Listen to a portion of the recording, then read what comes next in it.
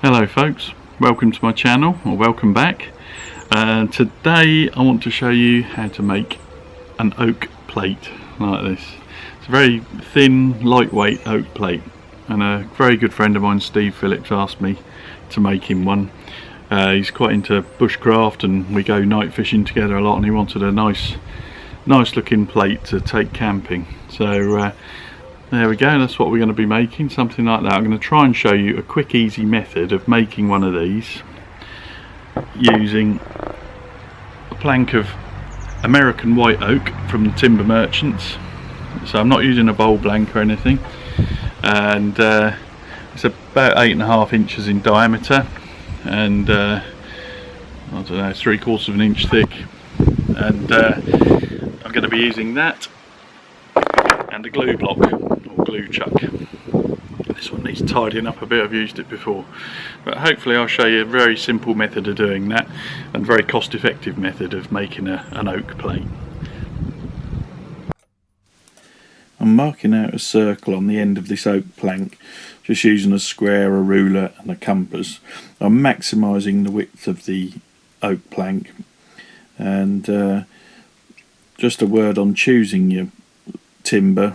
This is kiln dried American white oak, so it should be fairly stable, but you really need to check there's no cracks in these planks. They're very prone to cracking. The wider they are, the more prone they are to cracking, and make sure it's not cupped.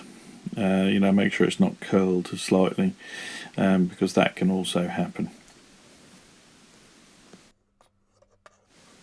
I then take this over to the bandsaw and cut out the circle. I bring up the tailstock so I make sure the blank is properly centred onto my glue block, and also use the tailstock to apply pressure, making sure the blank is properly against the glue block.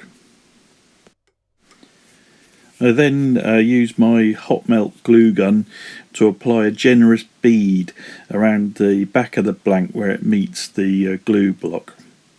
And I make sure there's a good thick bead of hot melt glue around that. I'm starting to shape the edge of the bowl now, and rounding off the back edge, the underside of the bowl, truing up the side of the bowl really, making sure the blank is nice and true, getting a nice rounded profile to the underside edge of the bowl. I'm leaving the tailstock up against the blank at this stage just to add a bit more security while I'm putting pressure on the back of the blank. It probably not necessary. The glue block method is so strong. You physically have a job to pull these off the glue block, but it just adds a bit of security. We're using a combination of push cuts and shear scraping with a 3/8 bowl gouge, sharp 3/8 bowl gouge. It's quite dusty, this wood, but I'm just working around and creating the correct profile.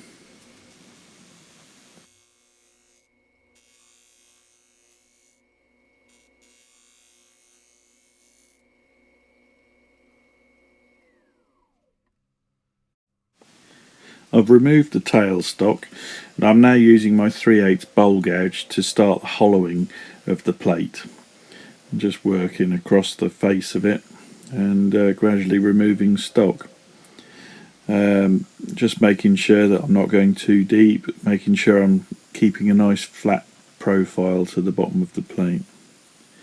But yeah, just doing a series of push cuts here, keeping the flutes at 45 degrees, maintaining 45-degree cutting angle, keeping the bevel rubbing as much as I can.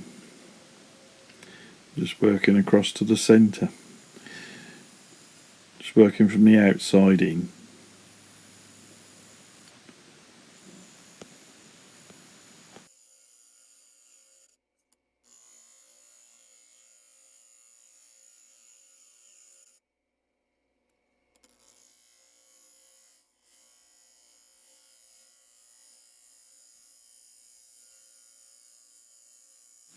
Just feeding the camera with wood shavings here.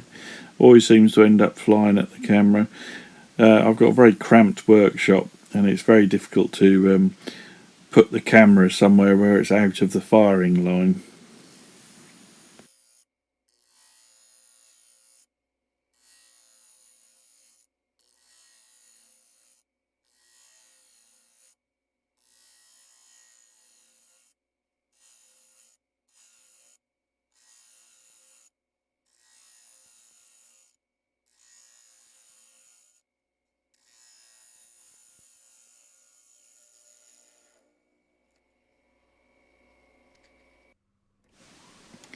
I'm now refining the surface of the plate using a heavy duty bowl scraper, just running backwards and forwards. I'm tilting the cutting edge downwards to create a negative rake, just to make sure we're not getting any tear out.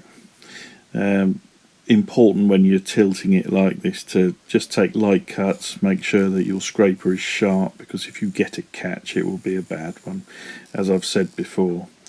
I'm just working across backwards and forwards, checking the profile, just making sure it's alright. I switch here to a Robert Sorby hardwood scraper. It's got a smaller profile to the end, just to help me finish in that tighter curve round the rim of the plate. And the hardwood scraper has got a built-in negative rake to it. It gives a lovely finish actually, it's a nice tool.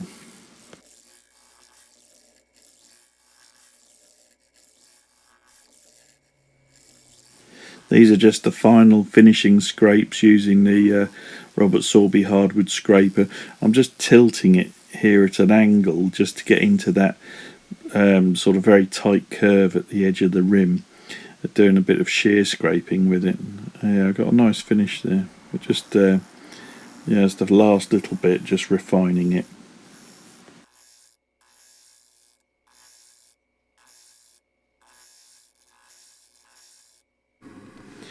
I'm now power sanding the bowl, doing as many of the surfaces as I can get to, starting at 120, just working my way across the front, round the sides and as far round the back as I can get it. But I'm just trying to get, like I say, as far around the back as you can, but you're a bit limited here. But I'm going from 120 and working my way right through the grits, right up to 800. This is the final bit of sanding using the 800 grit, and I'm power sanding to start with, getting into all the areas I can. I then peel the 800 disc off the power sander, and I'm doing the last bit with my fingers just to get into those tight curves and to get as far around the back of the bowl as I possibly can. I've switched to a small tool rest that I can get in behind the plate, and I'm using a parting tool on the bead of hot glue, and I'm removing as much as I can without actually releasing the bowl, and the friction actually softens the hot glue to the point where I can then pull it off the glue block. I'm now using a cabinet scraper to remove the glue from the back of the plate, and just scraping off all the remains of that hot glue. It's quite difficult to remove, and once I've got the glue off, I'm then using the cabinet scraper to actually smooth the bottom of the plate, getting a nice smooth finish. And I have to keep turning it around, working with the grain as much as possible.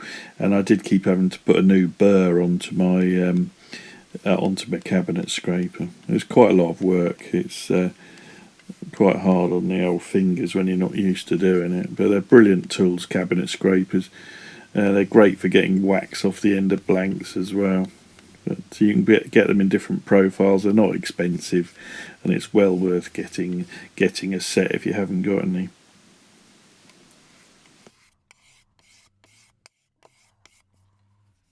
I then sand the back or the bottom of the plate using a Simon Hope sanding pad. I only need the finer grades because of the cabinet scrape. Firstly, I'd like to say a big thank you to all my subscribers. Really appreciate it. I really appreciate your comments as well, and I'll try and reply to all of the comments you leave. Anyway, here's the plates I made.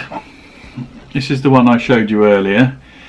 and came out very nicely. I made another one because I needed to show you how it was done, and here's the one I made. This has come out well, except it's a fail because it's got a crack in it. I don't know if you can see there. There's a couple of little shakes in this wood, a couple of little checks, and they weren't visible on the surface, but as I cut it back and sanded it, you can just see, I don't know if you can see it very easily, but there is a little crack in that. But it was more about showing you the technique. It's very simple, and yeah, it works well, but yeah, it's no good as a plate, not with a crack in it.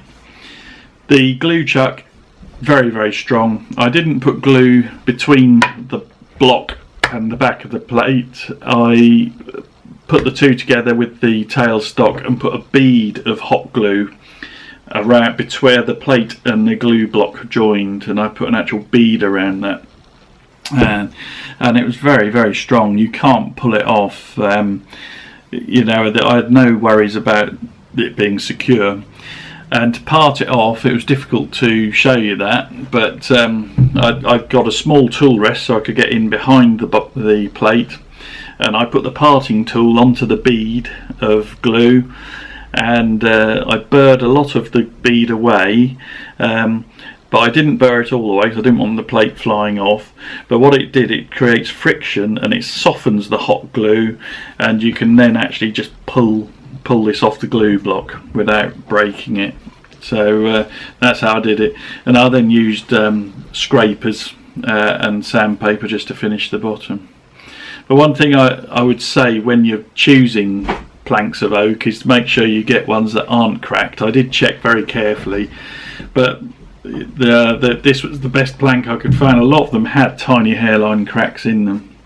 The other end of the plank was fine. This one's absolutely perfect, but this one there is a little crack in, so it's of limited use really. But there we go. Hope you like that. More videos soon.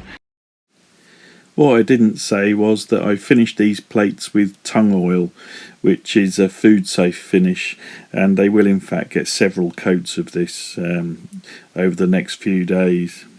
Thanks for watching. Please like, share and subscribe, and I'll have some more videos coming very soon. Thank you very much.